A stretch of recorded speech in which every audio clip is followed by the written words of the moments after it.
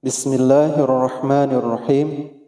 Alhamdulillah wassalatu wassalamu ala Rasulillah amma ba'du. Dalam video kali ini saya akan melanjutkan pembahasan berikutnya tentang kitab Hidayatul Mustafid. Ma utawi opo iku hukmus syari'i, hukum wong kang ngalakoni syariat. Ma utawi opo iku hukmus syari'i, hukum wong kang ngalakoni syariat. Fi ilmi tajwidi, ing dalam ilmu tajwid. Fi ilmi tajwidi, ing dalam ilmu tajwid. At-tajwidu utawi tajwid. At-tajwidu utawi tajwid. Iku la khilafa, oranana perselisihan. Iku fi annahu, ing dalam satuhune ilmu tajwid. Iku fi annahu, ing dalam satuhune ilmu tajwid.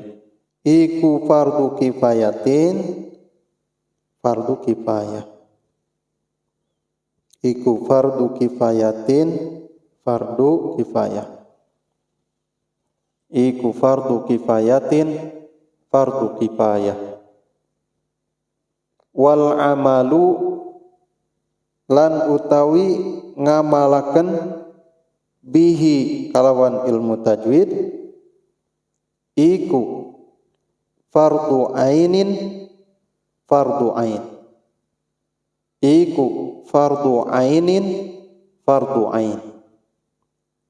Ala kulli muslimin, ing atase saban-saban wong lanang kang Islam. Ala kulli muslimin, ing atase saban-saban wong lanang kang Islam. Wa muslimatin, lan wong wadon kang Islam. Minal mukallafina, saking wong kang mukallaf kabeh. Minal mukallafina, saking wong kang mukallaf kabeh. Baik sahabat-sahabat, saya akan coba menjelaskannya dari yang telah saya baca tadi. Ma hukmus syari'i, apa hukum bagi orang yang menjalankan syariat fi ilmi tajwid, di dalam ilmu tajwid ini? Maka jika ada pertanyaan seperti tadi, jawabannya at-tajwidu, ilmu tajwid itu la khilafa fi annahu, tidak ada perselisihan, tidak ada perbedaan pendapat tentang ilmu tajwid. Fardu kifayatin, hukumnya fardu kifayah. Wal amalu bihi, dan mengamalkan ilmu tajwid itu hukumnya fardu ainin, fardu ain. Ala kulli muslimin wa muslimatin, bagi orang yang beragama Islam, laki-laki yang Islam, perempuan yang Islam. Minal mukallafina, dari golongan orang yang mukallaf, yaitu yang sudah balik. Kesimpulannya, jika ada yang bertanya atau mungkin bertanya-tanya di antara sahabat-sahabat yang penasaran tentang hukumnya ilmu tajwid itu, maka di sini dijelaskan bagi orang yang mempelajari ilmu tajwid, maka ulama menjelaskan dan menjawab di sini, hukum ilmu tajwid itu baik dalam mempelajarinya itu tidak ada perbedaan pendapat di antara para ulama, hukumnya adalah fardu kifayah. Jadi bagi orang yang mempelajari ilmu tajwid itu hukumnya fardu kifayah. Kalau seandainya dalam satu kampung itu sudah ada satu orang yang mempelajari ilmu tajwid, maka hukum kewajiban untuk mempelajari atau mengetahuinya tentang kaidah-kaidah ilmu tajwid itu gugur dengan adanya satu orang yang mempelajarinya atau menimba ilmu tajwid tersebut. Sahabat-sahabat tentu sudah tahulah hukumnya fardu kifayah itu seperti apa, sebagaimana tentang jenazah.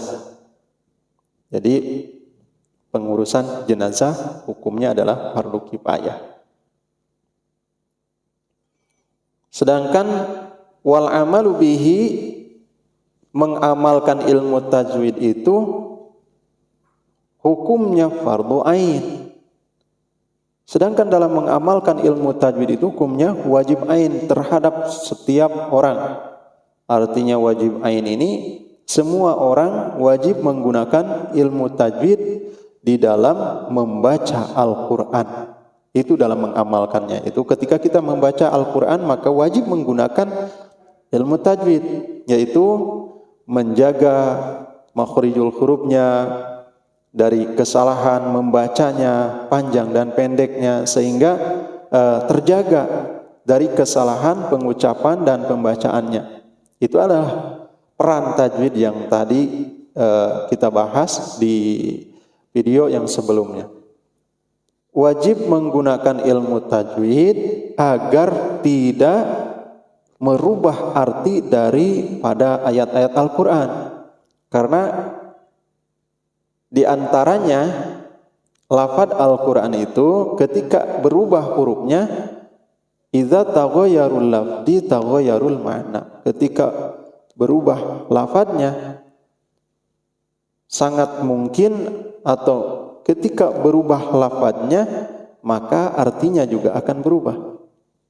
Di antaranya seperti itu. Maka dengan ilmu tajwid ini akan terjaga.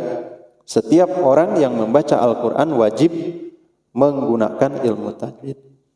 Lalu timbul mungkin bingung maksudnya seperti apa. Sedangkan mempelajarinya hukumnya fardu kifayah.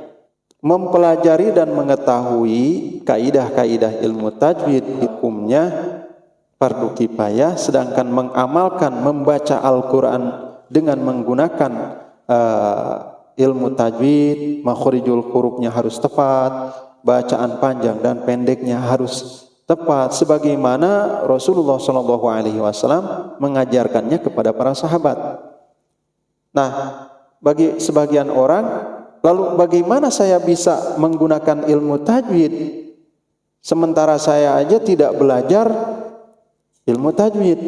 Begini sahabat-sahabat, membaca Al-Quran menggunakan ilmu tajwid itu bisa saja hanya dengan cara kita meniru bacaan orang. Misalkan kita belajar membaca Al-Quran tanpa mengetahui kaidah tajwid. Ini namanya misalkan apa, ketika ada alif sukun setelah patah apa namanya, terus panjangnya berapa harkat, kita tidak tahu, umpamanya sama sekali tidak tahu. Dan apabila menghadapi tanwin atau nun mati menghadapi iya atau waw atau nun atau mim, itu hukumnya menjadi apa dan bacaannya berapa harkat, kita tidak tahu. Maka dengan cara kita meniru orang yang sudah tahu tentang kaidah-kaidah tajwid, tentang hukum-hukum tajwid, kita hanya meniru saja bacaan mereka, maka insya Allah kita akan selamat dari kesalahan membaca. Jadi seperti itu ya sahabat-sahabat. Walaupun kita tidak mengetahui kaidah-kaidah ilmu tajwid, dengan cara kita meniru mereka yang sudah fasih, yang menguasai ilmu tajwid, maka insya Allah kita akan mirip dengan bacaan mereka. Kita berusaha untuk mirip bacaannya, panjang dan pendeknya, cara pengucapannya kita meniru tanpa kita mengetahui penjelasannya tentang ilmu tajwid tersebut, maka kita insya Allah berhasil atau bisa membaca Al-Quran dengan fasih. Seperti itu yang dimaksud dengan setiap orang wajib ain itu tidak ada sulitnya gitu. Hanya kita meniru orang juga sudah bisa kita membaca dengan fasih, asalkan yang kita tiru bacaannya orang yang sudah mengetahui tajwid tersebut dengan bacaan yang fasih. Sedangkan ini tentang mukalaf ya. Kewajibannya yaitu terhadap mukalaf semua. Apa yang dimaksud mukalaf adalah orang yang sudah balik. Dan tentang hukum balik ini ada pembahasan khusus yaitu di dalam fikih orang-orang yang sudah memasuki usia balik. Dan insya Allah di lain kesempatan saya akan membuat video khusus tentang pembahasan fikih. Wallahu a'lam bishawab.